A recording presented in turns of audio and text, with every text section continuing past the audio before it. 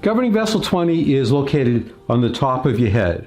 To find governing vessel 20, start at the tips of your ears, like this, and then bring your fingers together on the top of your head. Push in to find a point that is sensitive, sore, tender, or painful. That is governing vessel 20. It'll be right about here. Activate this point by rubbing the area quickly 5 times. Take a break for a count of 5 and repeat 4 more times. It might look like this.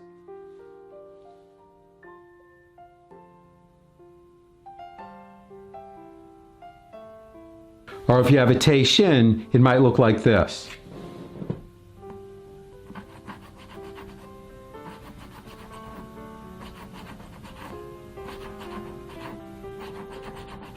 During or shortly after treating governing vessel 20, your whole body may feel warm and energized.